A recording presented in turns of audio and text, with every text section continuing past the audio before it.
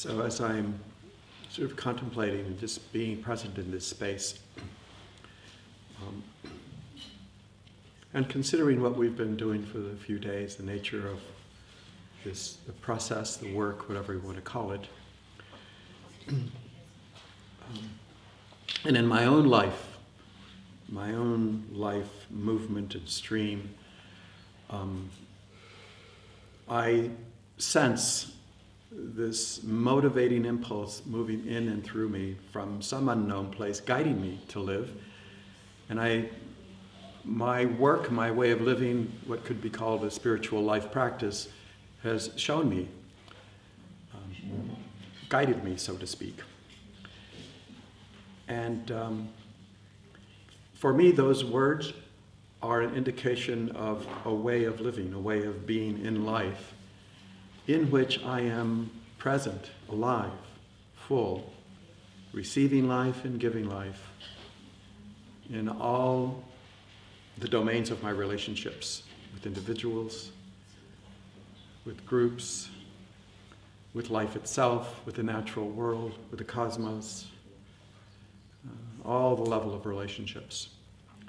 And so in order to do this, in order to live in this way, I want to identify and name these two distinct but unified and interrelated ways of being, ways of experiencing life, or qualities. I'll name them as acceptance and longing.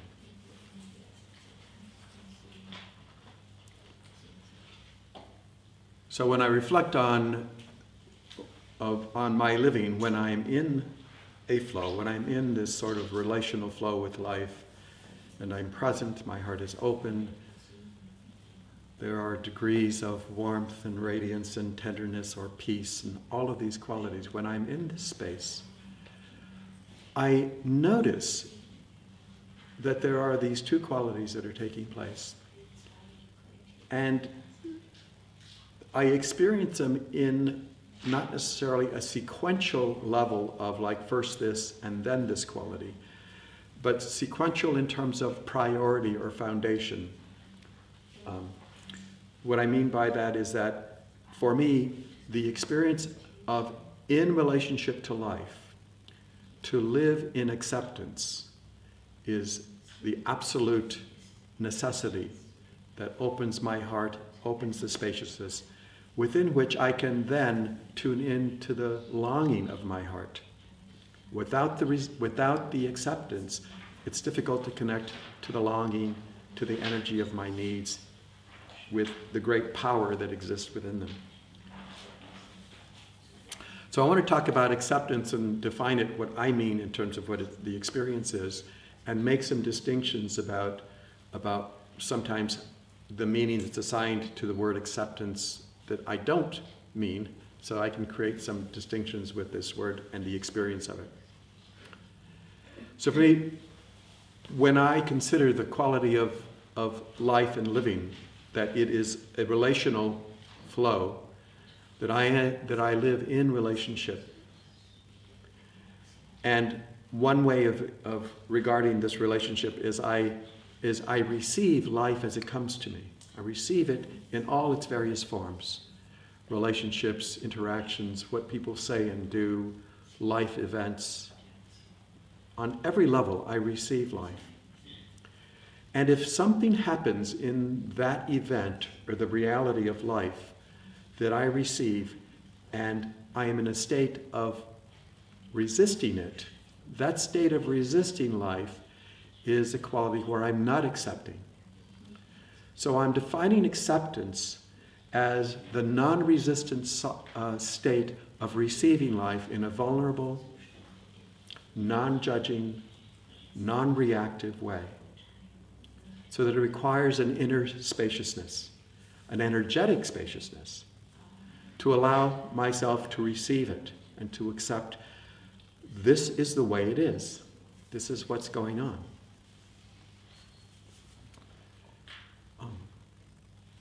There's particular challenges in doing that, and one of the challenges might be if I think of acceptance or non-resistance as condoning, that's not what I mean by acceptance. And another way of saying condoning is I somehow am saying it's okay.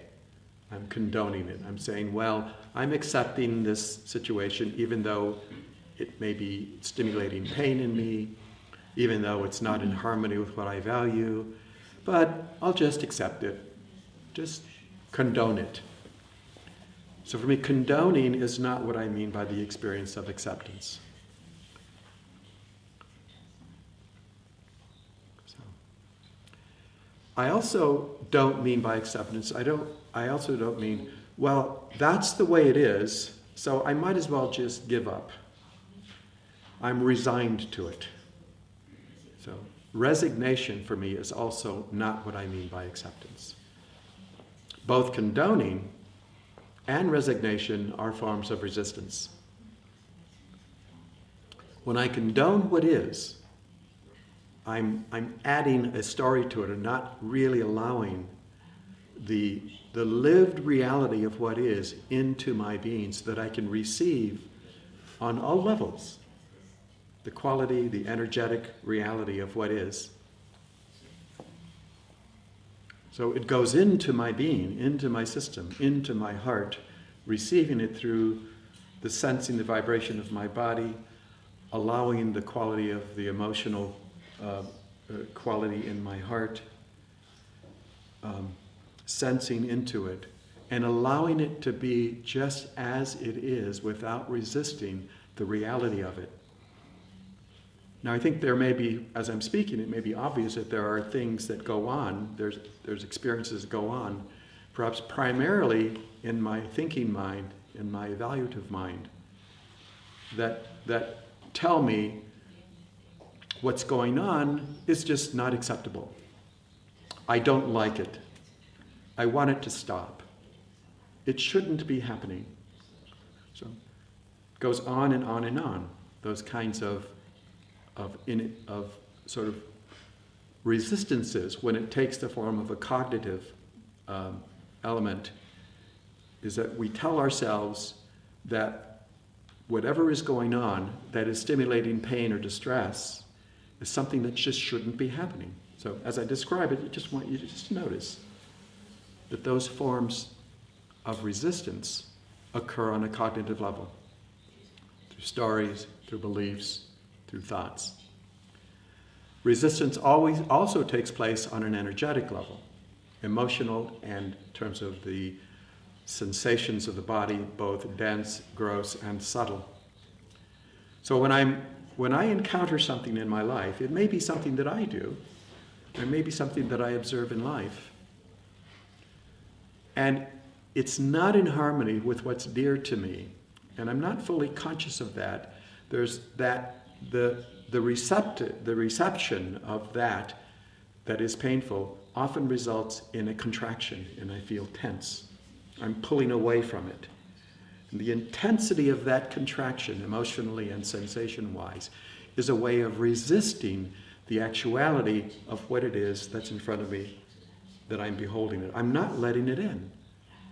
Now there's reasons there's a dynamic why or what's going on that prevents me from letting it in. Let me get into that for a moment.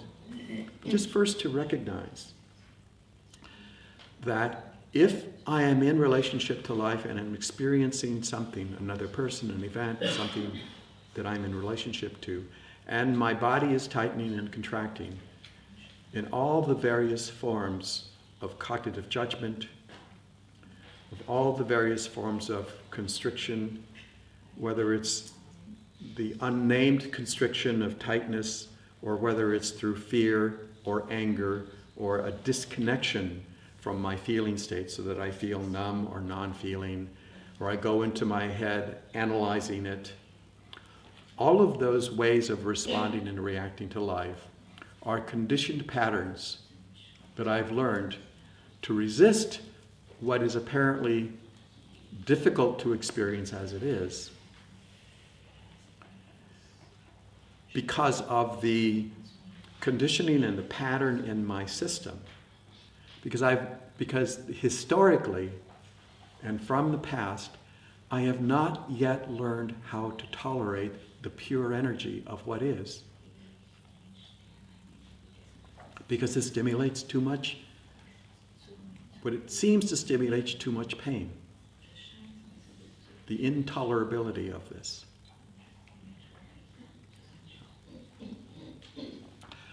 When I am able to, in this moment or in several moments in relationship, with particular intention to be with different ways or maps or guides of how do I be with this event or experience in a way that I can actually receive it. And the receiving requires a space that's open. It's a non-defended state. It's an unprotected state. When I do that, I am vulnerable to life. I am open to life. And I'm vulnerable in my heart. All the reactive resistances on every level is a way of defending the stark reality of the intensity of life when it occurs in many moments when it's difficult to experience.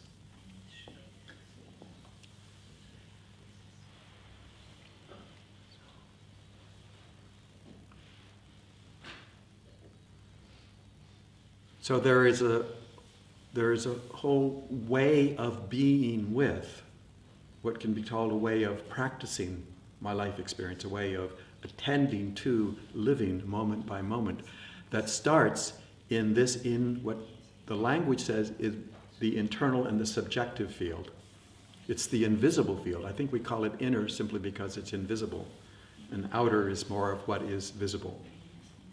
So nevertheless, given the language, it is an internal spaciousness that I cultivate by gradually and eventually and practicing more and more, letting it be as it is, without resisting the existence of that which is I am beholding. I'm letting it be with my heart open. I let myself feel it vulnerably. Now, I think this requires a capacity to feel something that before my resistance did not allow me to feel. Because it brings up the historical pattern of those moments, perhaps unconsciously, of all of those moments that were difficult to experience. Because it brings up what exists in our system as that intolerability for felt pain. And so this is a challenge and a call to live life fully, to approach the life in me and not resist the life in me. Because the principle that I've learned is that every moment, every particle, every constellation of lived experience that I experience that comes into me, that is perhaps difficult to experience, has the quality of that moment, or that part, or that aspect of my inner experience, is a precious portal and gateway to life. This is the principle. And I learned this principle by simply navigating this internal experience, and it reveals itself over and over and over again. So the principle that I found is that when I stay steadily, patiently, with compassion, over and over again, with this internal experience that's difficult to experience, and I stay with it, relaxation occurs eventually, and beauty always reveals itself. It's inevitable. 100% of the time, beauty will reveal itself. Life that is in a way held prisoner or captive in the heart of pain and wounding, because of the spaciousness of compassion and unqualified care, that part in me that I carry with me finally has the opportunity to say, I am here, see me in my fear, see me, feel me in my pain. Because I want to be seen and heard and held, and not pushed away because it's uncomfortable or because it's apparently intolerable.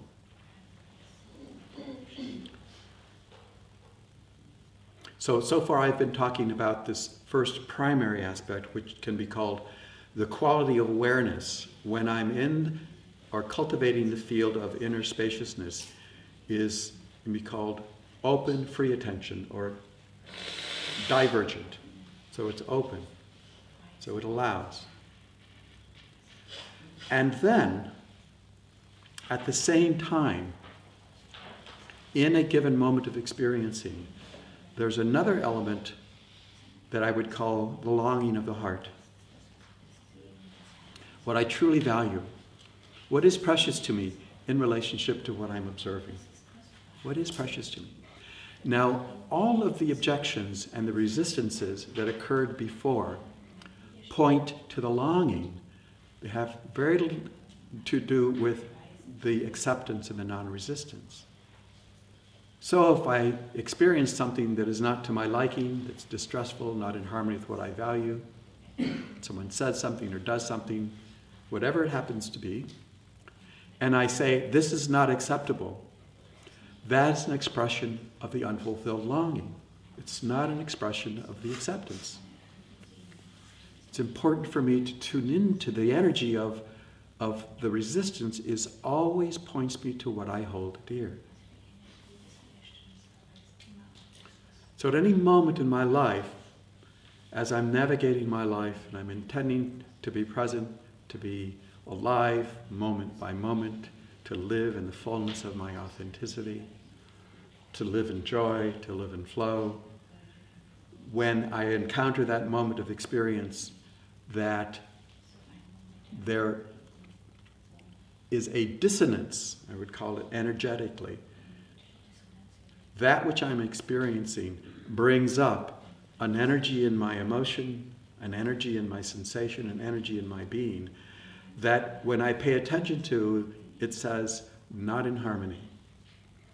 What I'm experiencing and beholding there is not in harmony with what I hold precious. Pain says, listen to me. Without interpreting, without analyzing, without the story. Pain is an energy, natural pain is an energy that says, wake up to what is precious here and focus on that.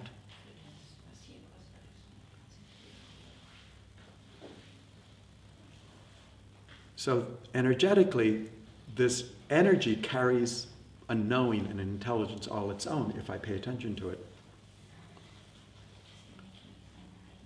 So I observe something in the field where I may see someone interrelating with someone else, and the way that they're speaking to one another is stimulating separation, disconnection. There doesn't seem to be the mutual understanding that I value, and I may see that, and as I receive it, I want to allow it to be just as it is, to be present to it. When I'm present to it, I can pay attention. If I'm resisting it, and I go into the contraction or the congestion of my inner experience, I'm not able to pay attention and be present to what is. Because all my attention is collapsed into my resistance, into my judgment, into my evaluations. So non-resistance allows me to be present to what is and to feel it. But the other thing that it does, when I'm non-resistant with my heart and I'm paying attention with my heart, not just cognitively, then I open to my heart to that which is not in harmony with precious, with what I value. When I do that, the tenderness of my heart feels a natural grief. The most vulnerable, open way of receiving life. The capacity to let my heart feel this tenderness of my grief in every moment, for me, is essential to being fully alive and fully present to life. That means the capacity to develop this tender, raw vulnerability of allowing life to be just as it is, and to pay attention to the dissonance of the natural pain of my heart, and to create the conditions that allow consciousness to transform the judgments, the analysis, to compassionately sense into the precious life that's inside and behind the pain. And so the experience of that, when I'm able to do that, is a kind of sacred and holy grief. It's a very sacred space within me, within my heart. It's a sacred and holy grief when I allow the experience of life to come into me.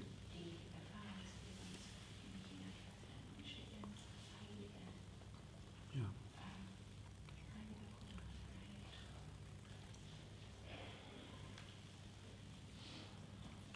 So there's a principle that I've learned, is that I let go of this expectation that life always ought to be joyful and happy and smiling and la la la, let's go. And when it's not that way, ooh, something's wrong. I must change this that is painful into something that is more pleasurable. There are many principles in Buddhism that talk about this principle of being with the impermanence of life.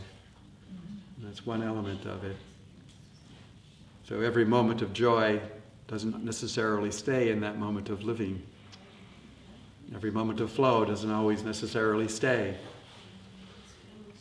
So when there are moments of loss, moments of dissonance, when I experience life in a way that brings natural pain, in a way that's not in harmony with what I so care about and what is precious to me, I am called from the deeper part of my heart to open to it, to let it be, to open my heart to it. Only then am I able to really engage with life as it is, and not as I want it to be. I remember a quotation I read recently. And it said, "The best thing to do when it's raining is to let it rain."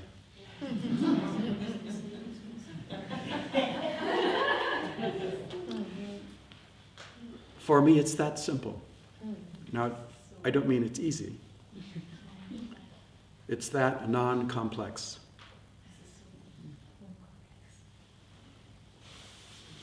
So when I tune into this possibility, there's some mysterious something in life that calls me and guides me into this possibility. And when I surrender and listen to this wisdom, wherever it comes from, it shows me these things. This is not coming from me, whatever that me is. And so there's such a beauty and joy that I experience when I can just let it rain if it's raining.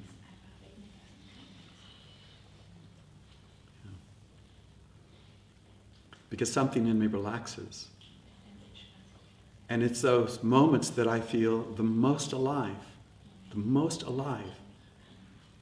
Those moments of tender-hearted grief.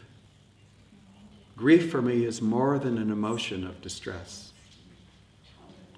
Grief for me is a holy vibration that points me to the heart and said, this is precious. If I see something where there isn't the presence of care and kindness, either in relationship to me, in relationship to life, that is an important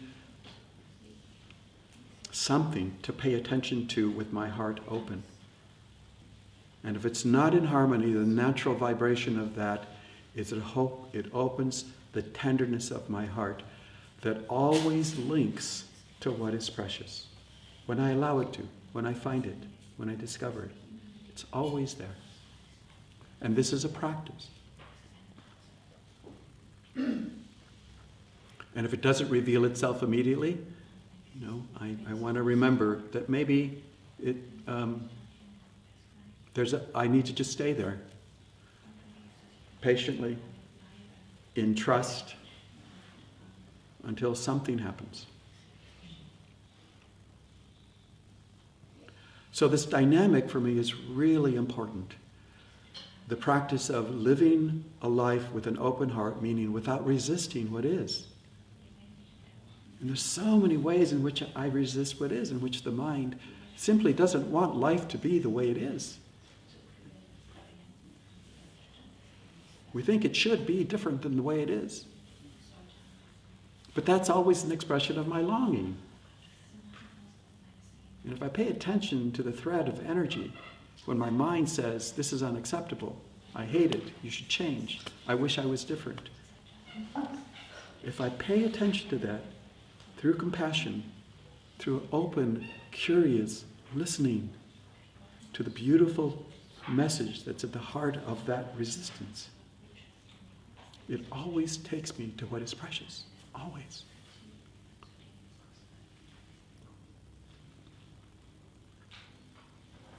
This morning I got up and I didn't do my usual meditation.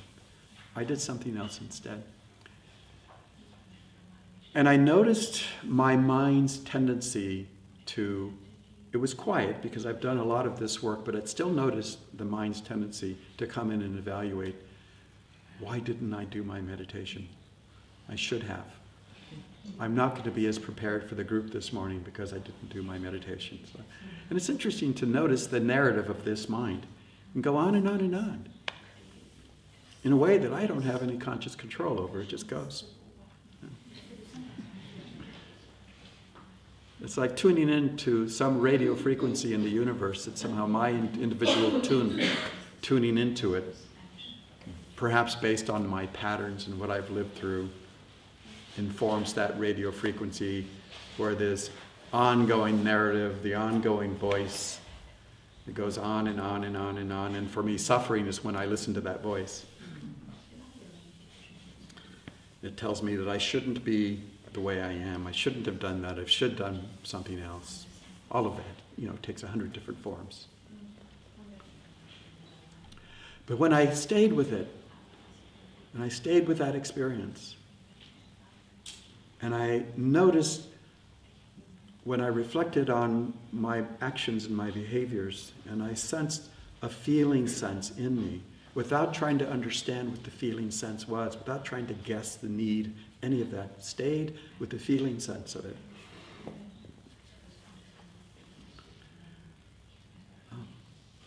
I don't even know how to say what happened because it's a mystery. It didn't have words. It's something relaxed and something released. And it's as though when I say the word I, was tuned in to a state of being, a state of consciousness that is really not mine, but somehow exists in this something that I call I. And when I tuned into that, there was a kind of lovingness from this space that loved this being, this human being called Robert, in all of the things that he does, the actions, the things that he says, and just held me in compassion. And there was a release in that, a release in a breath. It's like, oh, okay. I'm okay, meaning however I am, whatever I did or failed to do, is held in a space where it is utterly okay. There's no judgment. It is held with warmth, with kindness, with acceptance. And this is an ongoing practice. So there was a sense of dissatisfaction. But then I'm so grateful for what I've learned in life, about the quality of my life and all the gifts that I've received from my own experience, from other people who, not necessarily people in the role of teachers, but everybody in my life has showed me. Brought me into this attention of this is how I can be, this is how I can direct my living attention, my awareness, that releases life into what it can be.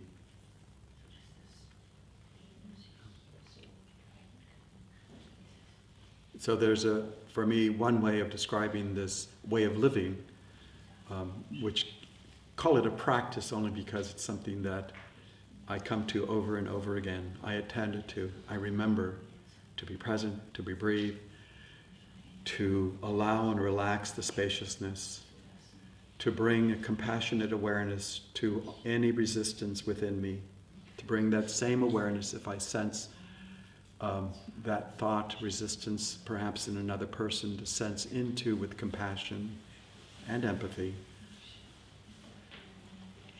the precious longing that is the heart of every moment of suffering.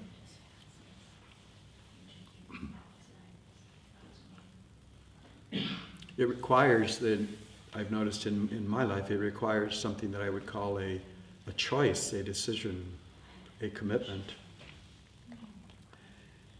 to live in this way as much as possible every moment of my life. Awake, alive, present. And it's not easy to do this every moment. There's a sort of orientation to life, and so when I find myself attending to a way in which I'm not as fully present or alive or allowing, then I simply can observe it and then notice, and by observing it, I then begin to bring myself into the present moment of compassionate awareness, sensing into the heart of needs, the heart of my longing, every moment.